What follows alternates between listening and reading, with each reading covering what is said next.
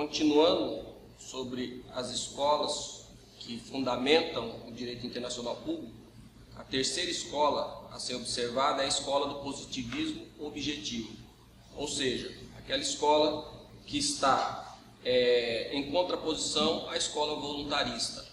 Essa escola positivo-objetivista, ou a positivismo objetivo, é fundamentada no pensamento também de Hans Kelsen, como fundamenta-se no direito interno. E nós temos como principal fundamento aqui a ideia do monismo, que nós vamos estudar mais à frente, a ideia do dualismo com o monismo, e vamos ver a diferença entre essas duas ideias, no qual o monismo afirma que existe um único ordenamento jurídico, o ordenamento jurídico interno e o ordenamento jurídico internacional. Já para os dualistas não, existem dois ordenamentos jurídicos que não se comunicam. O ordenamento jurídico internacional serve para as relações entre Estados e Estados, e o ordenamento jurídico interno serve para as relações entre os indivíduos. E aí, a partir dessa ideia, chega a ideia positivismo objetivista, na qual predomina-se a ideia do monismo, e nós podemos afirmar que nessa história, ou nessa ideia, existe um único ordenamento jurídico, e nós vamos ver que está no mesmo fundamento de Kelsen, no direito interno. Todavia, no ápice da pirâmide, nós temos a ideia na qual o direito internacional tem a ideia da pacta sunt servanda, ou seja, os estados que assinaram um tratado internacional é obrigado a cumprir esse tratado firmado. E nesse contexto, então, a gente vê que o princípio da pacta sunt servanda é aquele direito internacional no qual o Estado se comprometeu. E o direito interno vai incorporar essas regras dentro do seu ordenamento. Exemplo, nós temos a Constituição Federal, no seu artigo 5º, nós temos a grande maioria dos incisos do artigo 5º estão baseados em tratados internacionais do qual o Brasil incorporou no seu ordenamento jurídico. Então essa ideia piramidal do direito interno, também para o direito internacional público, se fundamenta que as normas fundamentais do direito interno estão baseada na norma hipotética fundamental, que a ideia é o princípio da pacta sunt servanda. E nesse contexto, então, a pirâmide de Kelsen tem o mesmo fundamento para os objetivistas. E a gente caminha no sentido em que algumas regras de direito internacional público, elas são aplicáveis independentemente da vontade do Estado. E a partir dessa ideia, essas regras serão aplicadas aos Estados, independentemente de eles terem manifestado ou não a sua vontade. Nós podemos voltar àquelas tendências evolutivas, aquelas oito tendências evolutivas, e nós vamos verificar que uma das tendências evolutivas é o objetivismo, ou seja, o direito internacional público se impondo sem a vontade manifesta dos Estados. E aí nós temos a ideia do ius cogens, os direitos humanos. Então nós temos aqui na ideia objetivista que existe uma ideia análoga à mesma hierarquia, só que a gente tem uma contraposição entre soberania dos Estados e a ordem jurídica internacional. Então nós temos que dentro de um ordenamento jurídico uno, a gente observa que o direito internacional público é aquele direito que está no ápice da pirâmide. Então a ideia de Kelsen se iguala à ideia do jus naturalista, a primeira escola que nós estudamos. Para o jus naturalista, o que está em cima, o que está no ápice, que tudo provém de Deus. E para os objetivistas, ou seja, o que está no ápice da pirâmide, é aquilo que os Estados firmaram como acordo e eles devem ser cumpridos. Tá? Então, Kelsen assinala também que a ideia provém dos costumes. E nessa ideia a gente vê que surgem outras escolas, não de tão importância assim como as três primeiras, a voluntarista, a justnaturalista e a objetivista, mas surgem escolas. E aí nós podemos falar que existe uma escola que surge no seio da ideia francesa, que é a escola sociológica. E essa escola afirma que o direito é uma artificialidade. Nós sabemos que o direito nada mais é do que uma construção de ideias. O direito não é concreto, então o direito baseia-se em ideias e é uma ficção que os homens estabeleceram.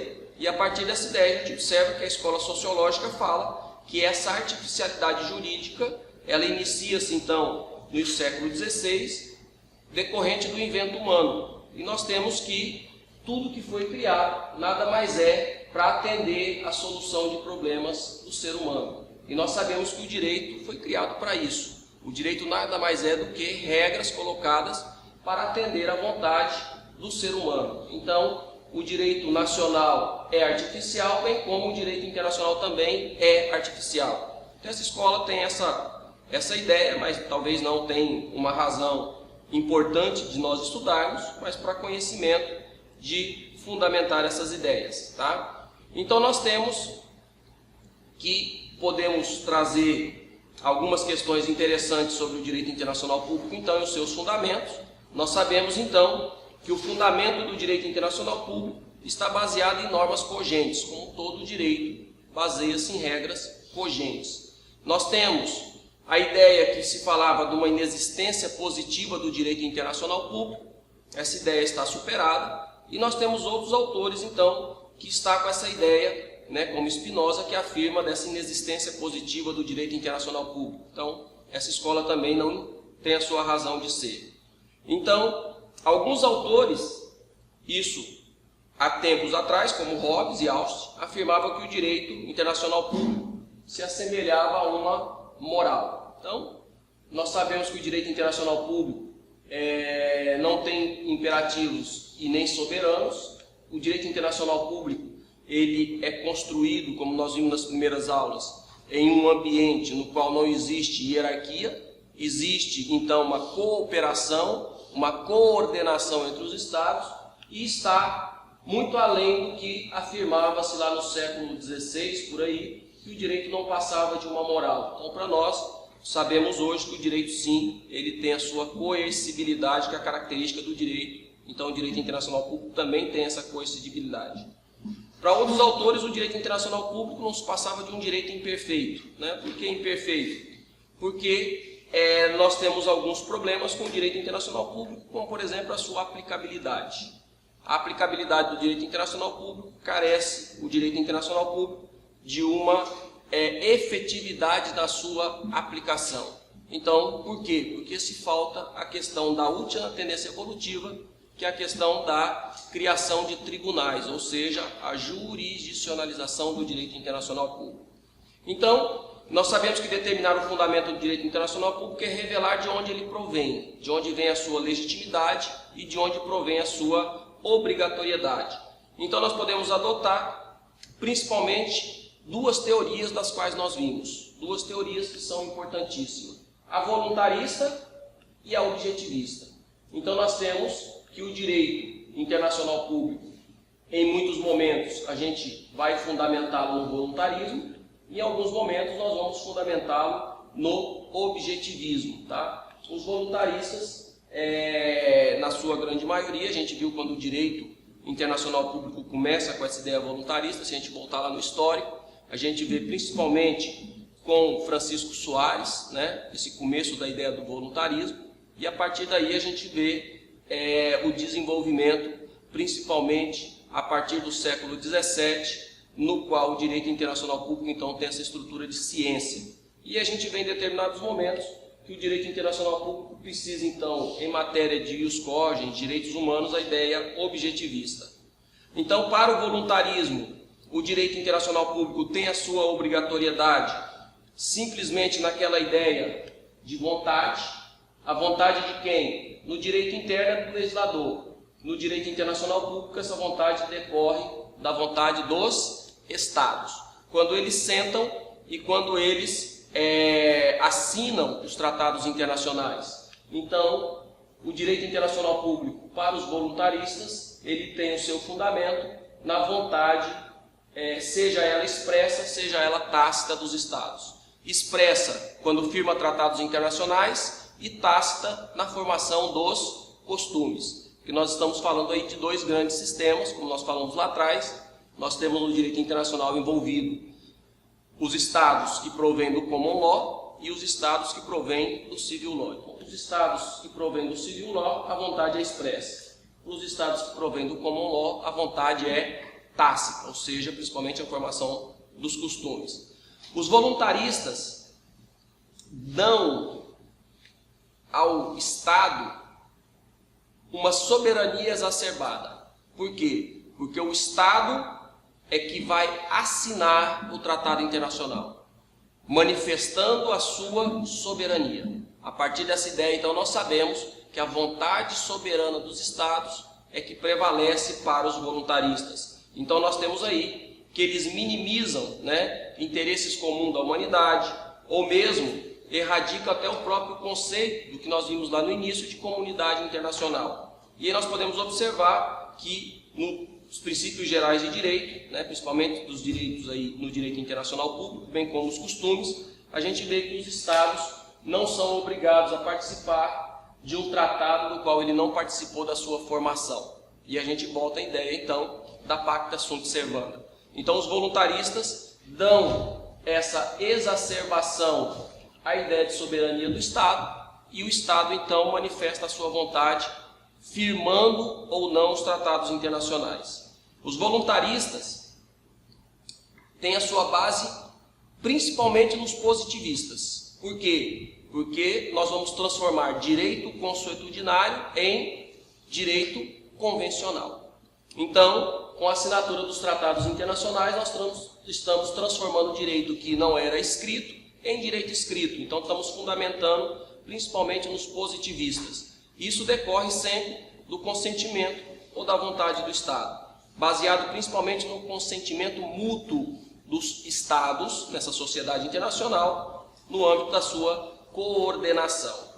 Os objetivistas, por um outro lado, eles podem afirmar que prescinde de uma organização perfeita, como os ordenamentos jurídicos internos. Então, nós sabemos que o ordenamento jurídico interno ele é construído de uma forma que não existe lacuna, existe um ordenamento no qual vai ter soluções, e na hora de interpretar nós vamos aplicar algumas ideias para esse ordenamento se completar, seja através dos princípios, dos costumes, da analogia, da equidade.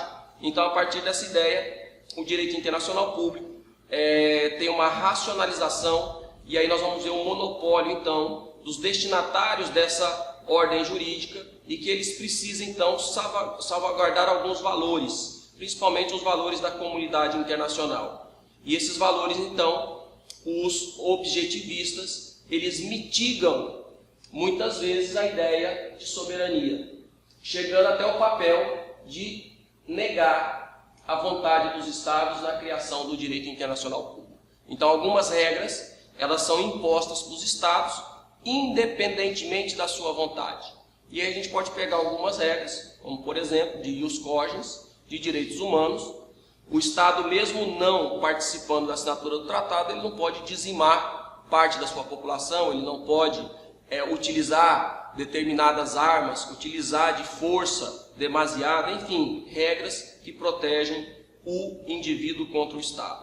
Então, os objetivistas provém então o seu fundamento à obrigatoriedade da existência de princípios e normas superiores nesse ordenamento jurídico, no qual existe então a ideia de sobrevivência dessa sociedade internacional, que nós vimos lá no início, que a sociedade internacional é baseada meramente numa suportabilidade. Então, existem alguns princípios que devem nortear que esta sociedade internacional não se rompa.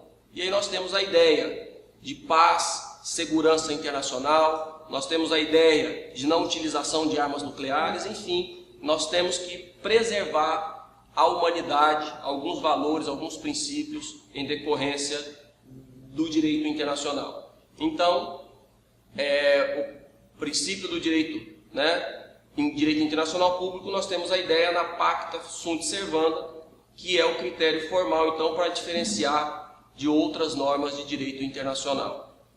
A existência e o